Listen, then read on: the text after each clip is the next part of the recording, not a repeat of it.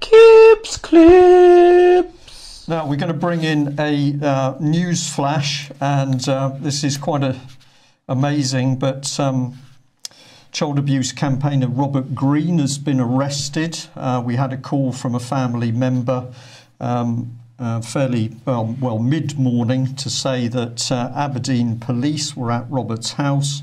They had a search warrant. We didn't know exactly what was going to happen at that stage, but we now understand that Robert was actually arrested. So he's been arrested by Aberdeen police, apparently for breach of a non-harassment order. Now this would appear to be in connection with Robert's continued fight against child abuse in Scotland, and of course in England, but Scotland, and the participation in abuse by the Scottish establishment, including, as Robert was exposing very recently, through certain S&M clubs.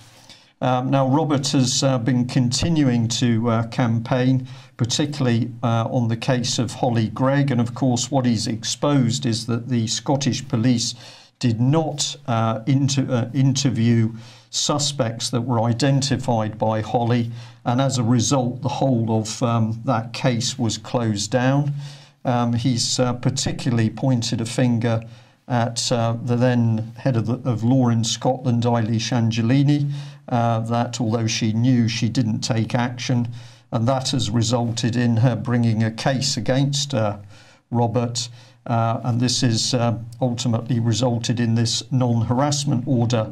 But we would point out that in appearing in court in Scotland, and certainly in the last hearing, Robert was unrepresented. He was unable to get any form of legal help, and therefore we have the very interesting situation of an Englishman being arrested in England by Scottish police, taken north of the border, then appearing in court under a foreign judicial system, and having to stand in a court without any form of legal representation. So this would appear to be a massive breach of fundamental human rights, justice thrown out of the window. But the key question must be just what is the Scottish establishment so frightened about that one man who's consistently campaigned to protect children is continually harassed by the state and arrested, imprisoned, and now re-arrested. Now we understand that Robert has been taken to a police station in Aberdeen, but we don't know that for certain. We should receive more information after the programme, but we're going to ask for all Robert's supporters and all good people out there, all our viewers and listeners today. If you don't know what Robert's case is about, please get on the internet and search for Robert Green Blogspot, Hollie, Gregg, and also look at the reports that UK Column and many other free media sites have been putting out.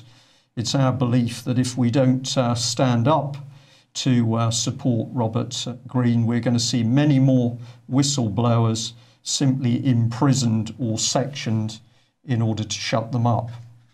Well, this arrest is in a way timely, because here is the Scottish Express with the Church of Scotland warning about plans being put forward in Scotland to put basically a social services guardian alongside every child.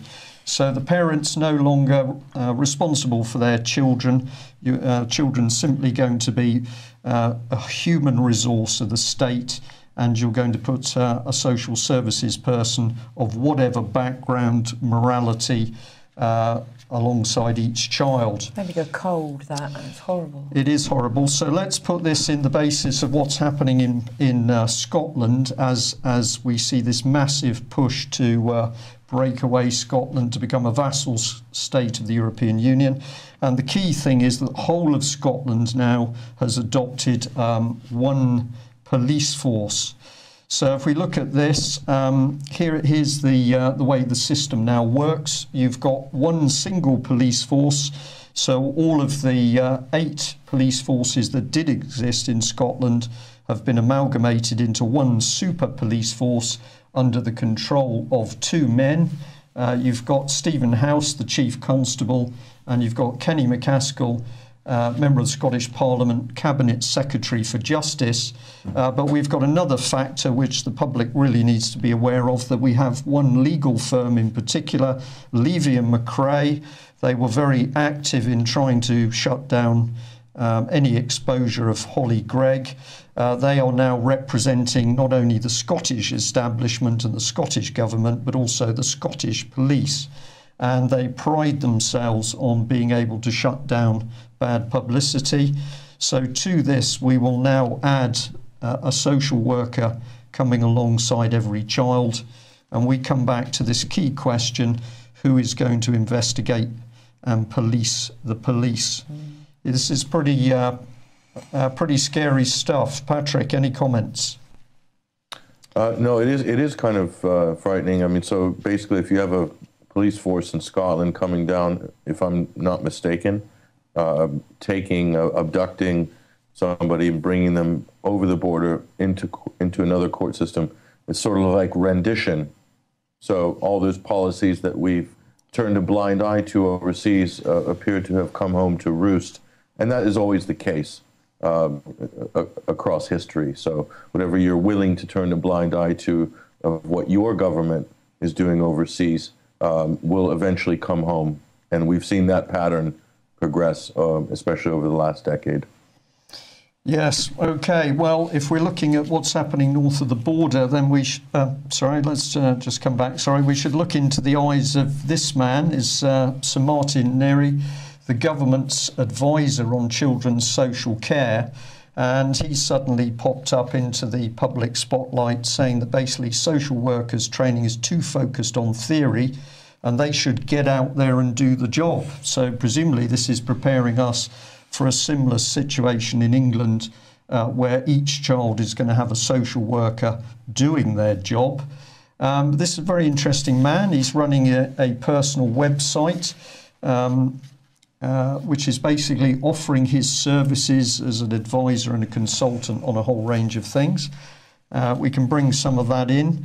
But what we were particularly interested here is, of course, he left the public service in 2005 to lead Barnardo's through a period of significant growth, making it once again the UK's biggest children's charity, 8,000 staff, 16,000 volunteers, and a turnover of 250 million.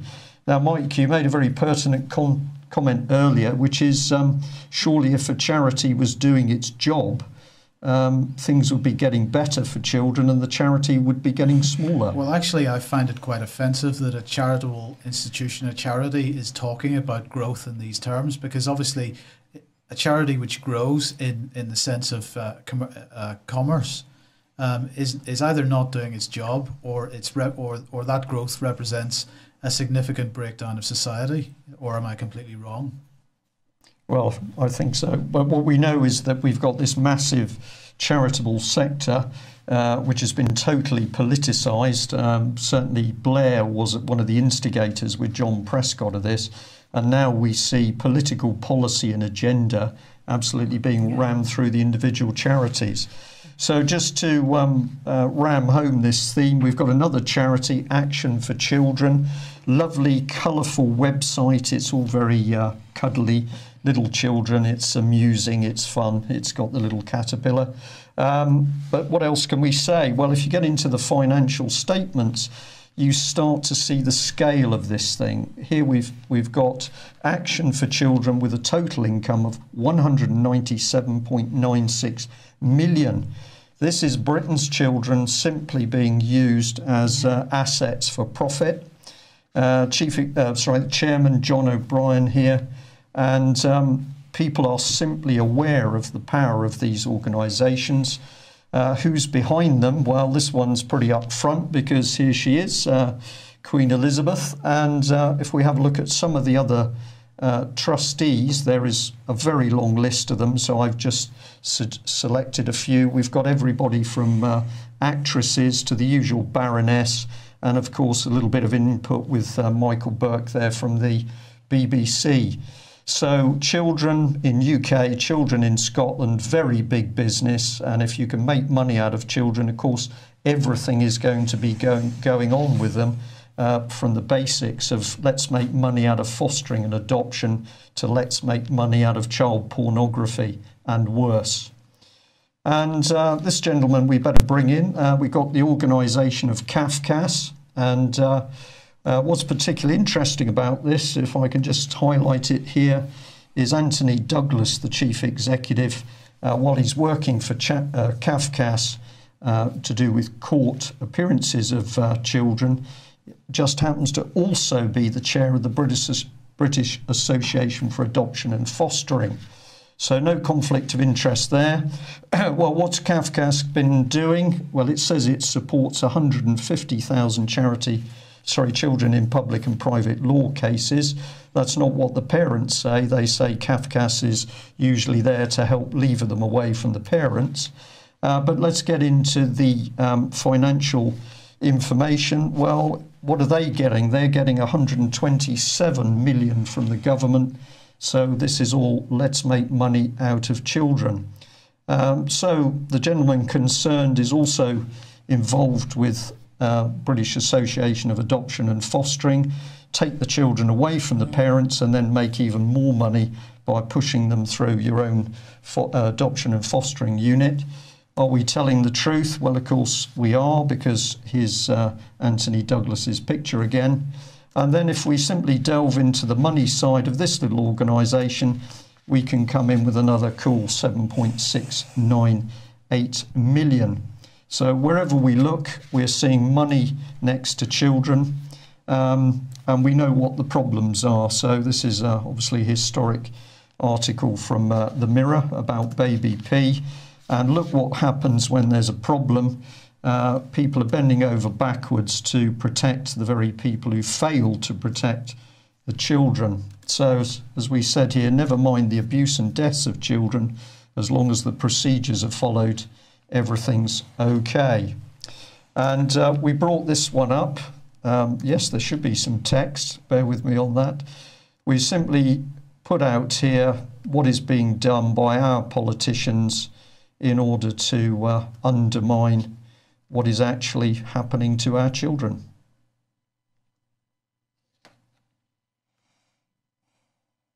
It's incredible, isn't it? Quite incredible. The evidence in front of our eyes, it's just buried under.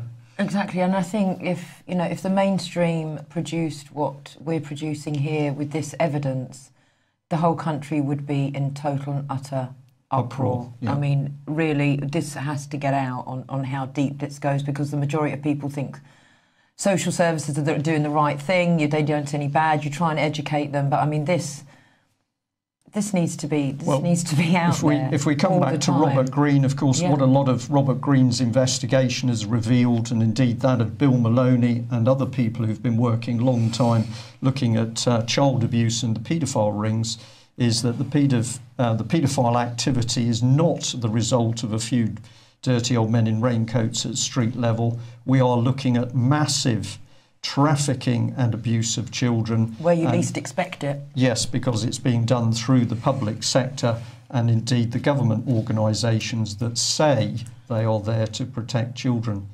And I think you've got something here we've touched on before, Mike, but it's pretty horrific, isn't it? Yeah, so this is members of the Belgian Parliament actually preparing to vote on whether to allow terminally ill children to be euthanized. Apparently, that the discussion in Parliament, in the Belgian Parliament yesterday, was quite divided. But this bill has already passed the Belgian Senate. So if it does pass the House of Representatives today, then Belgium will become the first country in Europe to permit the children to avail themselves of a euthanasia service. First country in the world, I think, not just Europe. Well, quite possibly. Netherlands, I think the Netherlands and somewhere else have already got euthanasia laws passed. Yes, well, Belgium already has euthanasia laws passed for anybody over the age of 18. But for younger people, it's still not legal. Now, of course, people would argue that children that are in pain or are terminally ill should have the right to make this decision because it's their lives. But on the other hand, this is a slippery slope, and it's not one that we should be going down. And in my view, we should be putting our effort into making sure that people are as healthy as possible in general, and where they cannot be helped, then we give them the care that they need in their last days. But the opportunity to commit suicide, I don't think, is one that is healthy for society. Yeah.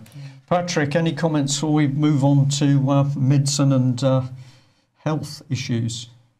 No, just regarding the euthanasia issue in Belgium, you know, you step back and you look at this and you wonder to yourself, you know, if a child had a very short life, in other words, if they contracted a terminally ill condition at a young age, you know, that short life, the value of each day of that life is much more, is bigger in an order of magnitude to somebody who, say, lives a full adult life, 65, 70, 80 years old. So wouldn't you want to keep that child alive as long as possible so that they could live their life on this planet and have all the experiences, whether they're terminally ill or not? I'm sure that child will have a very different outlook on being terminally ill, which I've seen a lot of children who have an incredibly positive outlook on their condition, as opposed to somebody who's, you know, 85, 90 years old.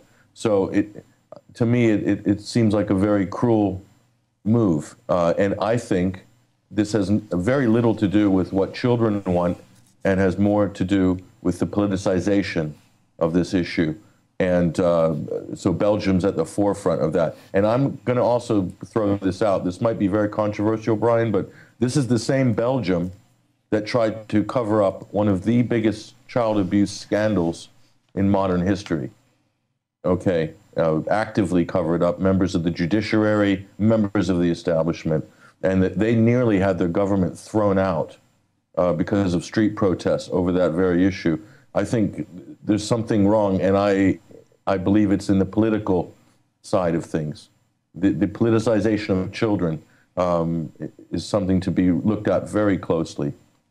Yeah, well, thank you for reminding us of that. And I think if my memory is correct, there were about 18 witnesses that mysteriously died as they started to investigate the paedophile activity in Belgium, with clear links through to senior government members and, of course, the inevitable judiciary. So we are going to stay on the case. I know that Bill Maloney continuing to do a fantastic job. And as always, we are going to mention the good policemen and women who we know are working within the child abuse teams, desperately trying to get justice and bring perpetrators at high levels, certainly in the British establishment, bring those people into court, bring them to justice. Well, that about brings us to the end. A reminder, Robert Greene, anti-abuse campaigner for many years and very strong supporter of Hollie Gregg, has been arrested this morning. We understand that's by Aberdeen police, who have obviously come south of the border. We believe that Robert's been taken back to an Aberdeen-based police station, and the charge is to do with breach of a non-harassment order, which we believe is in relation to the complaints he's been making against former Procurator Fiscal Eilish Angelini. So we'll keep you posted on that during the day. Watch UK Column website for further updates. But if, like us, you realise the significance of this arrest by Scottish police, when we have effectively Robert Greene as a whistleblower trying to expose to the world what's really going on around child abuse, not only north of the border in Scotland, but also in England as well. This is a very dangerous precedent. Very. I'd also say to people, reminder, have a look for Ian Crane's AV5, his talk coming up. And as Patrick's just mentioned, do also have a look at Patrick's 21st Century Wire website. We'll make sure we've got an image of that. Patrick, it's been really good to have you on the show today. You're looking particularly smart, if I may say so. And we've enjoyed the London view, even if it has got a bit of sunshine there. Okay. I just want to remind people about the UK Column bumper stickers and flyers and leaflets. T-shirts also on the website, so anything you can do to support and wake people up and get them to start tuning into the UK column, we would very much appreciate some more subscriptions to the website at ukcolumn.org, because there's more documentaries and more things that we would like to be doing. So that's it. Thanks very much for joining us. See you tomorrow, same time. Bye-bye. Keeps clear.